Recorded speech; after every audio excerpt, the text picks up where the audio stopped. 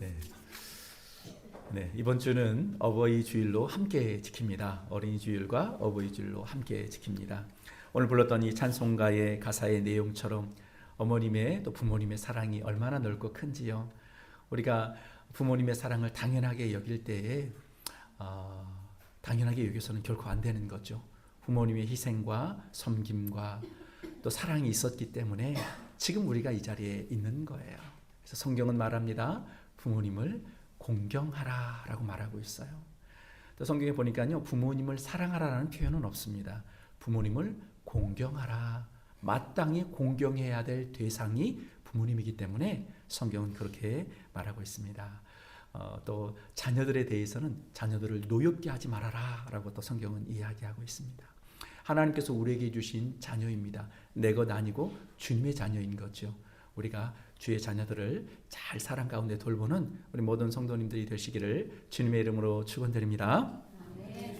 유진 피터슨 목사님께서 쓴 책 가운데에 묵상하는 목회자라는 책이 있습니다. 이 책에 보니까요, 이런 표현이 있어요.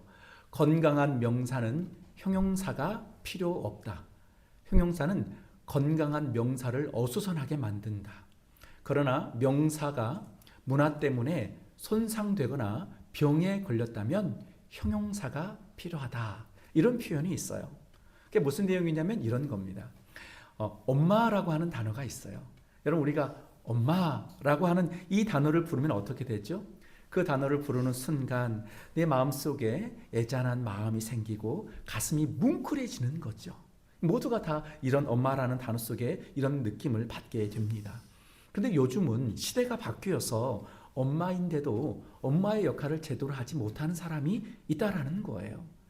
게임에 빠져서 게임하느라 자녀들에게 먹을 것을 주지 않아 이 100일밖에 안 된 갓난아이가 죽임을 당하기도 하고, 또 자녀를 대상으로 자녀를 돈벌이 수단으로 여기는 그런 엄마도 있다라는 거예요. 그래서 요즘은 엄마를 표현할 때 그냥 엄마라는 단어를 표현해서는 부족하다라는 거죠. 여기에 형용사를 붙여서 좋은 엄마, 이런 말을 사용해야 된다라는 것입니다. 그럼 이 교회도 마찬가지예요. 교회도 형용사가 필요 없는 단어입니다. 교회는 하나님께서 맡기신 사명을 감당하는 곳으로 이웃을 내 몸처럼 사랑하기 위하여 기꺼이 희생하고 수고를 아끼지 않는 곳입니다. 하나님 나라를 세워가기 위하여 이것저것 따지거나 계산하지 않고 기꺼이 헌신하는 곳, 이곳이 바로 교회이죠.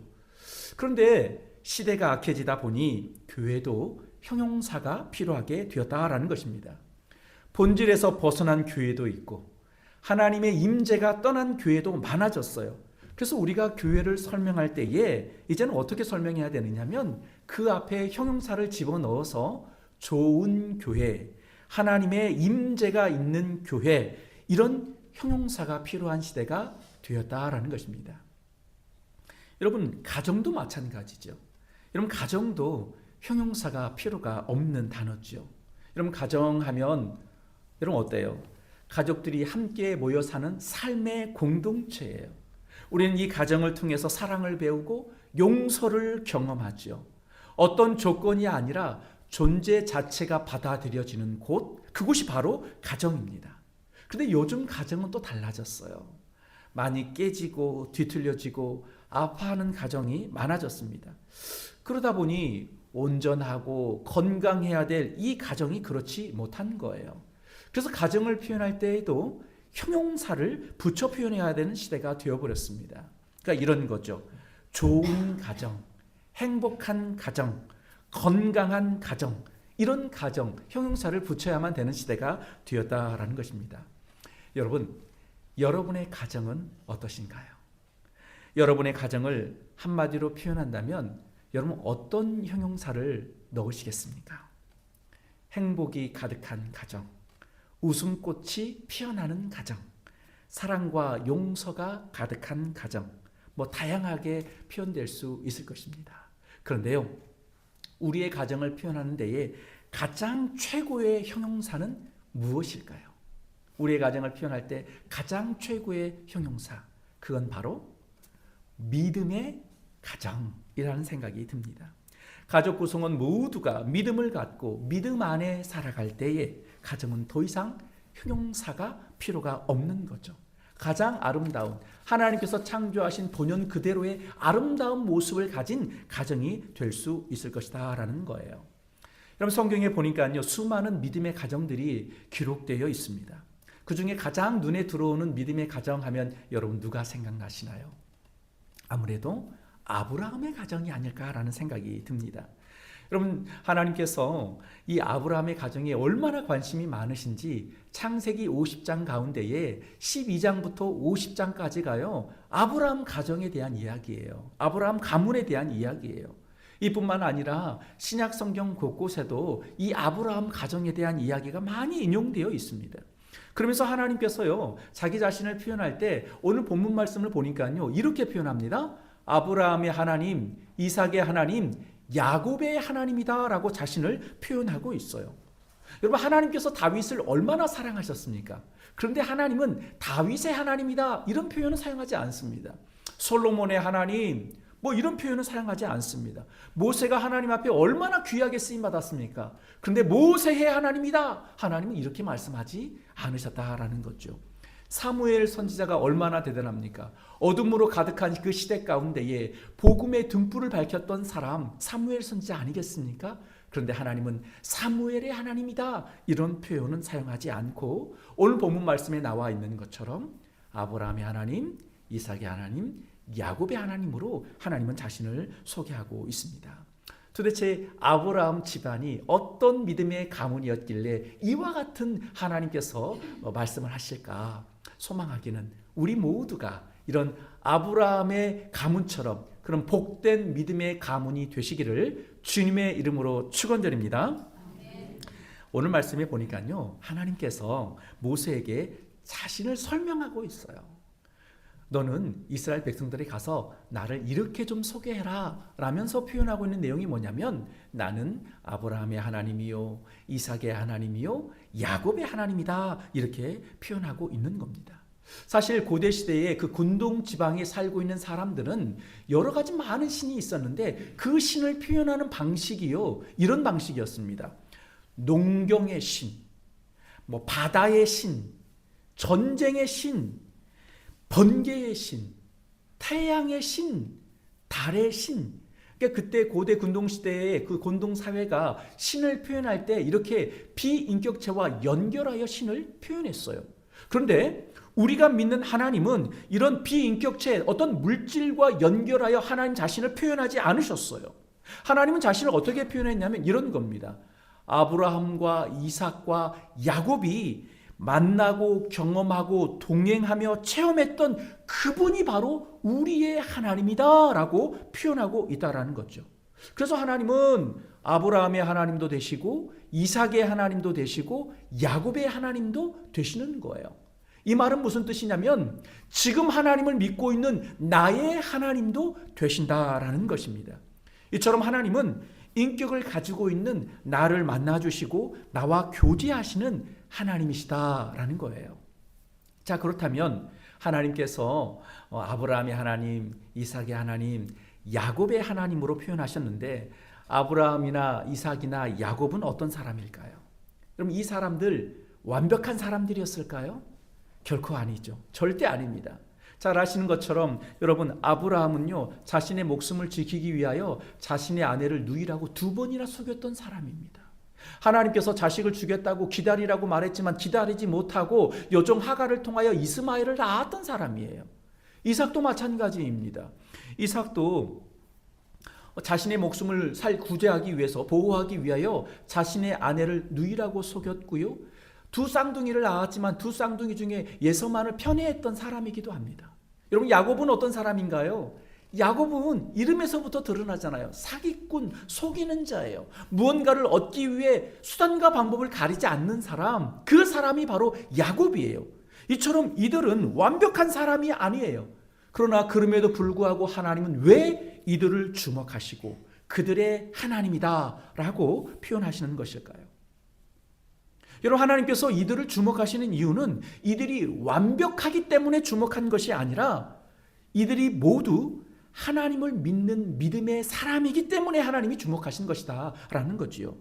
비록 그들의 삶은 부족함 투성이고 엉망진창이지만 그들은 하나님을 알고 믿었으며 하나님 말씀에 순종하고자 애썼어요. 그랬더니 하나님께서 그들의 삶에 복을 주시고 그들을 사용하셨다라는 것입니다.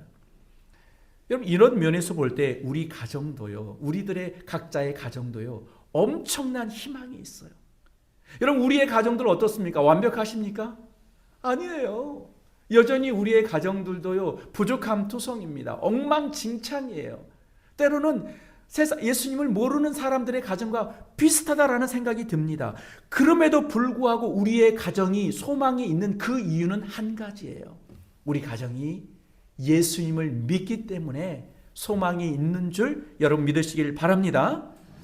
그래서 하나님은요, 완벽한 사람을 주목하시는 것이 아니라 바로 믿음의 사람을 주목하신다라는 것을 여러분 기억하셔야 됩니다. 자, 그렇다면 하나님께서 주목하여 보셨던 사람 아브라함은 어떤 사람일까요?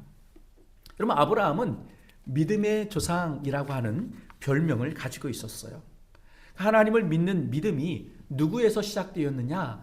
아브라함에서 시작이 되었다라는 거예요. 아브라함의 아버지 데라는 어떤 사람이었냐면 우상을 만들어 판매하던 사람이었습니다. 우상 숭배자의 아들이 바로 아브라함이었어요. 그런데 그런 아브라함이 수많은 그 우상을 섬기지 않고 하나님을 믿게 되었다라는 거죠. 여러분, 어떻게 아브라함은 하나님을 믿게 되었을까요? 창세기 12장 1절 말씀에 보니까요, 하나님께서 아브라함에게 이런 명령을 내리십니다. 너는 너의 고향과 친척과 아버지의 집을 떠나 내가 너에게 보여줄 땅으로 가라. 이 명령을 내리세요. 여러분, 생각해 보세요. 이 명령이 결코 쉬운 명령이 아닙니다. 당시 사회가 시족 사회요, 부족 사회다 보니까 본토 친척과 아버지의 집을 떠난다라고 하는 것은 자신의 재산과 자신의 생명을 지켜줄 보호막을 떠나는 거예요. 그러니까 여러분, 이 아버지의 집을 떠나는 순간 사방의 수많은 적들이 자신의 재산을 약탈해 갈 것이고 자신의 생명과 가족들의 생명을 위험에 빠뜨릴 것입니다. 그러니 쉬운 결정이 아니에요. 더 나아가서 하나님께서 주시고자 하시는 그 땅은 아브라함이 모르는 땅입니다. 하나님이 앞으로 보여주실 땅이에요. 여러분, 열심히 하나님 쫓아갔는데 그 땅이 쓸모없는 땅, 정말 척박한 땅이면 어떻게 해요? 전혀 이런 내용을 알지 못합니다. 그런데 아브라함은 어떻게 하죠? 하나님의 그 명령에 순종하여 떠나갔다라는 것입니다. 그래서 결국 하나님은 이 아브라함을 축복하시고 보호하신 것이지요. 여러분, 하나님께서 아브라함에게 주셨던 복이 창세기 12장 2절과 3절 말씀에 나와 있는데요. 우리 함께 읽도록 하겠습니다. 자, 시작. 내가 너로 큰 민족을 이루고 내게 복을 주어 내 이름을 창대하게 하리니 너는 복이 될지라. 너를 축복하는 자에게는 내가 복을 내리고 너를 저주하는 자에게는 내가 저주하리니 땅의 모든 족속이 너로 말미암아 복을 얻을 것이라 하신지라. 아멘. 여러분, 하나님께서 아브라함에게 주신 이 복은 엄청난 복이에요. 여러분, 큰 민족을 이루게 해주실 뿐만 아니라 아브라함에게 복을 주어 아브라함의 이름을 창대하게 만든다는 거예요. 얼마나 대단한 사람으로 만들지 창대하게 만든대요. 뿐만 아니라 아브라함을 축복하는 사람을 하나님이 축복해 주시고 아브라함을 저주하는 사람을 하나님께서 저주해 주신다라는 거예요. 그러니까 아브라함을 중심으로 하여 이 복이 흘러간다라는 이 약속은 엄청난 약속입니다. 자, 여러분, 질문을 드려보겠습니다. 하나님께서 여러분에게 이 복을 주셨다면 여러분은 고향과 친척과 아버지의 집을 떠날 자신이 있으신가요? 아멘인가요? 역시 우리 성도님들은 믿음이 좋으세요. 아멘이에요. 그러나 사실은 쉽지 않아요. 나를 지켜줄, 나를 보호해줄 그 보호막을 버린다는 것이 정말 쉽지 않아요. 그런데 아브라함은 떠났다라는 것입니다. 여러분, 아브라함이 왜 떠났을까요? 자신을 지탱해주는 그 삶의 근원, 자신의 방패막을 버린 채 정말 알지도 못하는 그 땅을 향해 나아갈 수 있었던 그 이유가 무엇이었을까요? 그것은 바로 하나님께서 아브라함에게 큰 민족을 이루게 하신다라는 약속 때문이었어요. 여러분, 사실 아브라함에게는 문제가 하나 있었습니다. 그 문제는 뭐냐면 아내 사라가 불임 여성이다 보니 아브라함에게는 자녀가 없었어요. 당시 사회에서 자녀가 없다라고 하는 것은 굉장히 큰 문제였습니다. 그러니까 아브라함에게는 이 자식이 없는 것이 가장 큰 문제였지요. 그런데 하나님께서 아브라함에게 나타나셔서 이런 약속을 하십니다. 내가 너에게 자녀를 줄 뿐만 아니라 큰 민족을 줄게 라고 말씀을 하시는 거예요. 그래서 아브라함은 그 믿음을 가지고 나에게 자녀를 주신다라는 그 하나님의 약속을 믿었던 거예요. 그것 때문에 순종하며 떠날 수 있었다라는 거죠. 여러분, 우리가 인생을 살다 보면 문제를 만나게 돼요. 때론 내 힘으로 해결할 수 없는 엄청나게 큰 문제를 만나기도 하지요.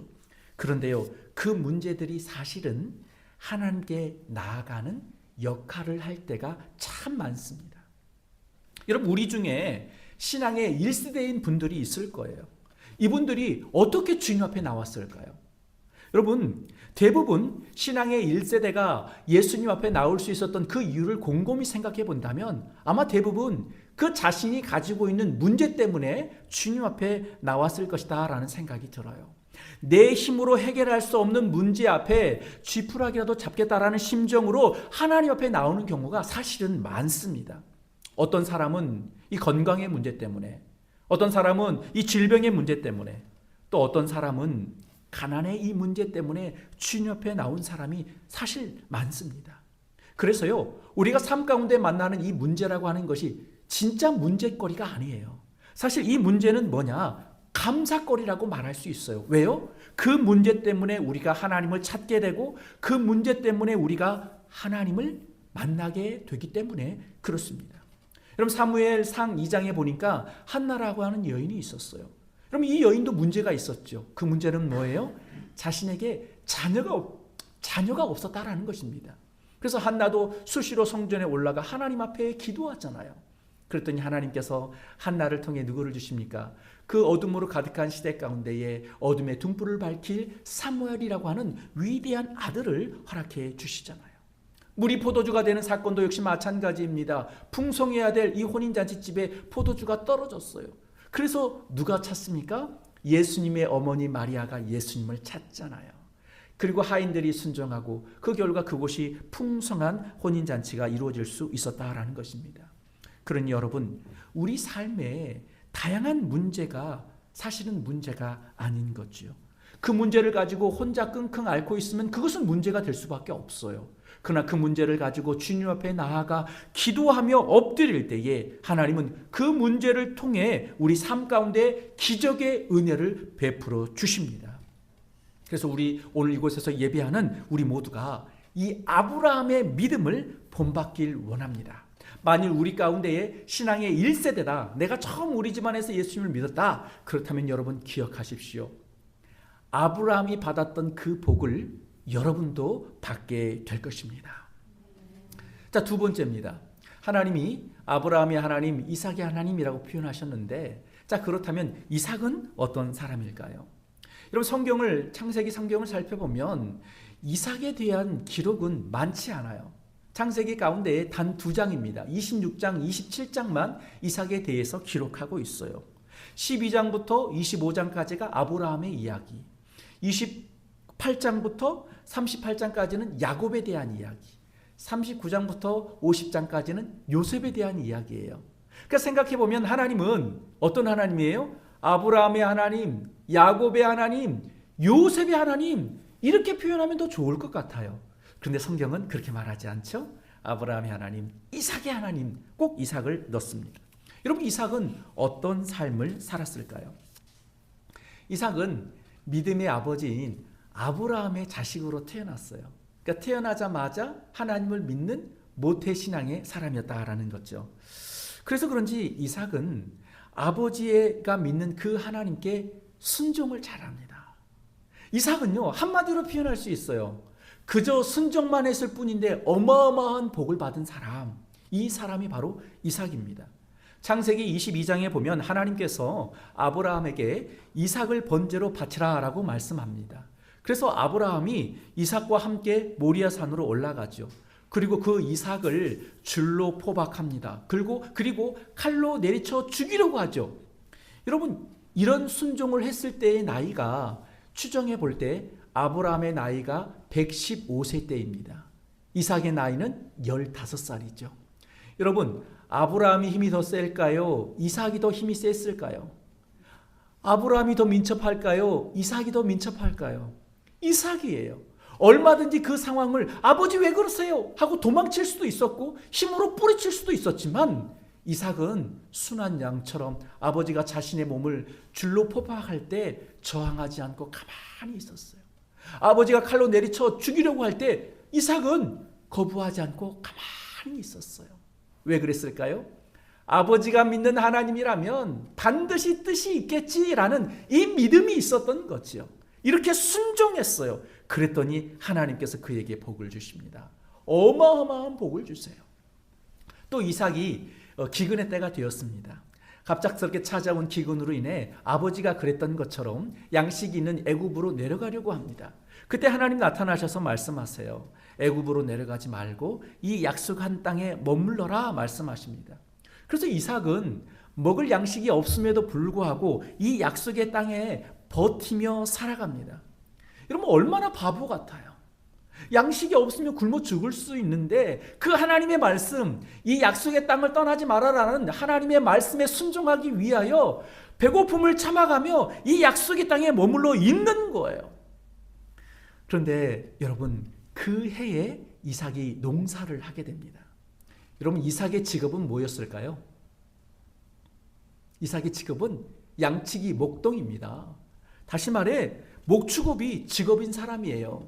한 번도 농사를 지어본 적이 없는 사람입니다. 그런데 이 이삭이 농사를 지었는데 어떤 결과를 얻게 되었냐면 우리 창세기 26장 우리 12절과 13절 말씀을 함께 읽어보도록 하겠습니다. 창세기 26장 12, 13절입니다. 시작.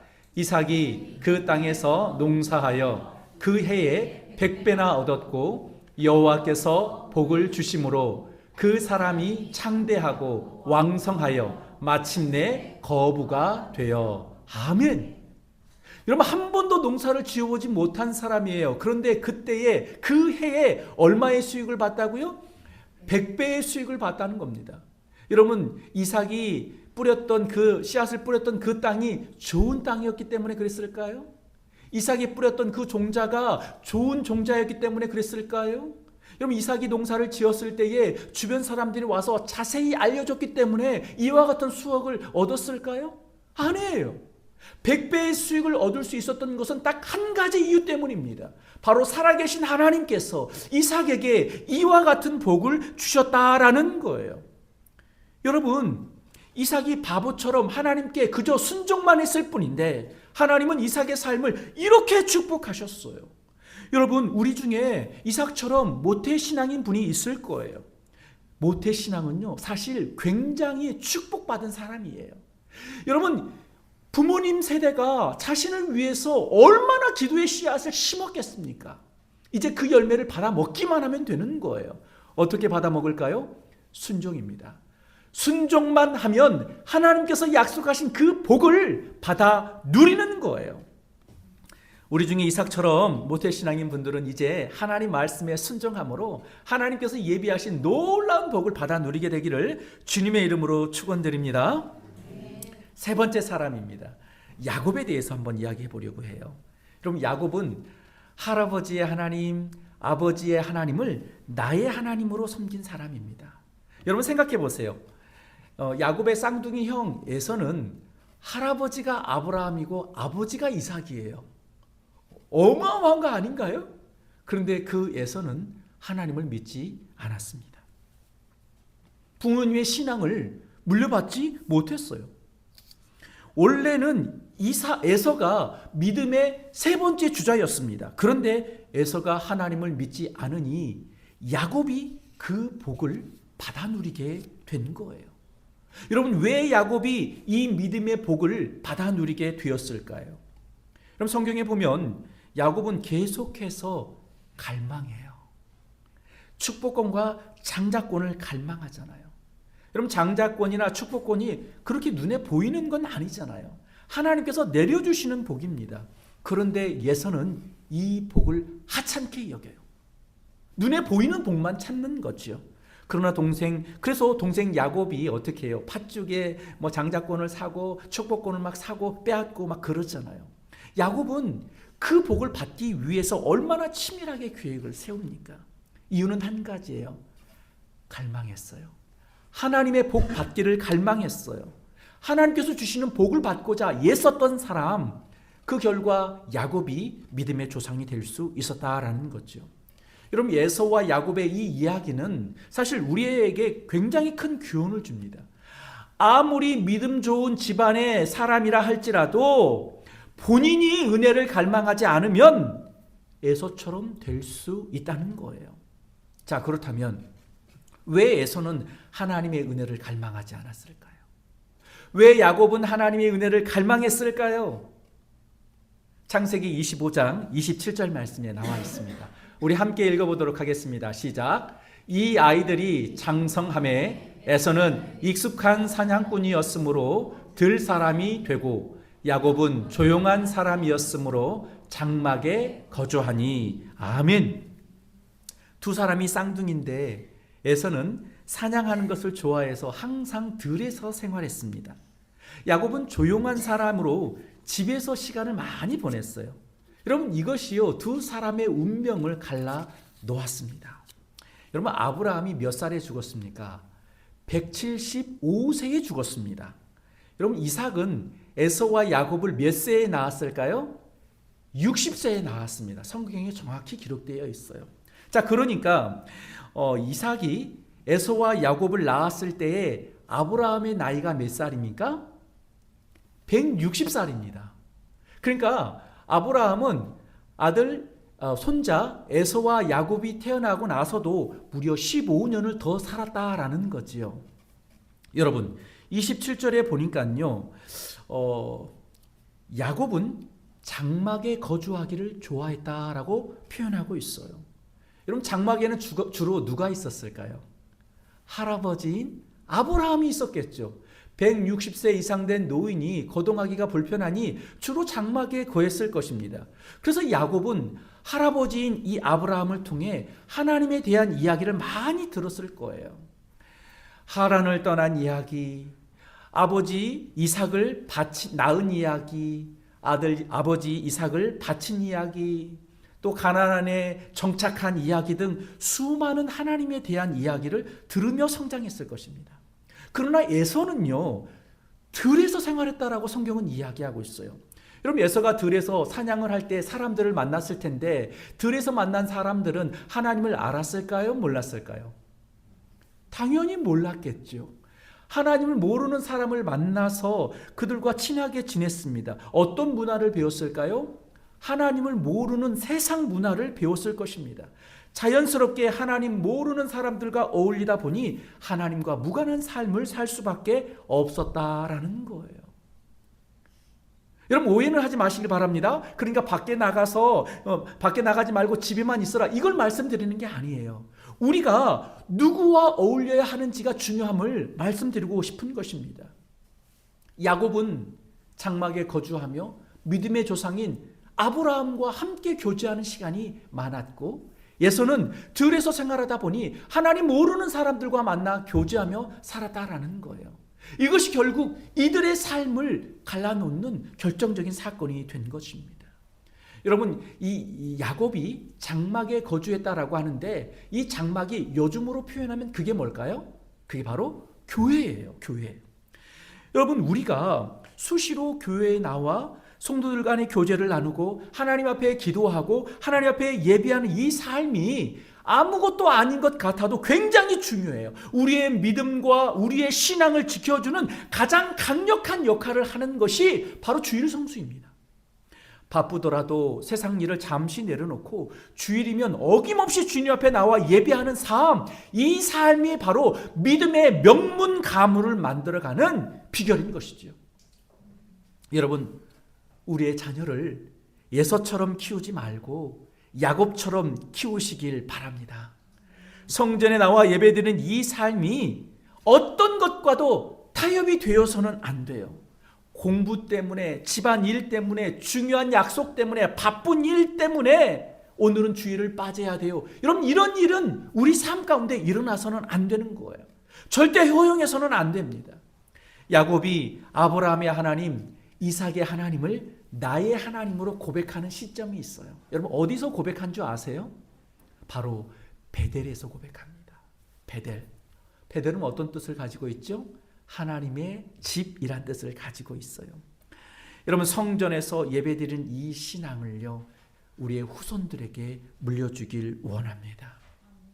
이렇게 아브라함의 하나님, 이삭의 하나님, 야곱의 하나님, 이렇게 아브라함과 이삭과 야곱 이후에 나온 자녀가 있는데 그 자녀가 누구입니까? 그 후손이 바로 요셉이죠. 우린 잘 알고 있는 것처럼 요셉이 어디를 가든지 간에 형통의 복을 누렸다라는 것을 이미 알고 있습니다. 형들에게 시기를 받아 노예로 팔려갔는데 그곳에서 복을 받았어요. 누명을 쓰고 감옥에 들어갔는데 그곳에서도 복을 받았어요. 하루아침에 애굽의 총리가 되었는데 총리가 되어서도 복을 받게 되지 않습니까? 비결이 뭐예요? 아브라함의 하나님, 이삭의 하나님, 야곱의 하나님을 요셉이 나의 하나님으로 믿었기 때문에 이와 같은 복을 받아 누릴 수 있었다라는 거예요. 사랑하는 여러분, 5월은 가정의 달입니다. 그리고 오늘은 어린이 주일과 어버이 주일로 지키고 있어요. 우리의 자녀들에게 무엇을 선물해 주시겠습니까? 바로 믿음 아니겠어요? 여러분, 믿음을 전수해 내는 우리 복된 하나님의 사람들이 되시길 바랍니다. 또 성경은 말합니다. 자녀들에게 말합니다. 부모를 공경하라. 여러분, 부모를 공경하는 우리의 다음 세대들 되시길 바랍니다. 또 부모 세대에게도 권면합니다. 자녀를 노엽게 하지 말아라. 자녀는 우리의 도구가 아니죠. 내 것이 아닙니다. 주님의 것입니다. 자녀의 마음을 아프게 하는 일 하지 않길 바랍니다. 그리하여 우리 모두가 하나님의 축복을 받아 누리는 믿음의 명문 가문이 되시길 바랍니다. 그래서 우리 모든 성도님들이 아브라함처럼 인생의 문제 앞에, 인생의 문제를 하나님 앞에 가지고 나아가 그 문제를 주님으로 말미암아 해결함 받는 은혜가 있기를 소망하고, 이삭처럼 순종함으로 복 받길 원하고, 야곱처럼 하나님의 은혜를 갈망함으로 믿음의 부유함을 누리게 되는 하나님의 사람들이 되시기를 주님의 이름으로 축원드립니다.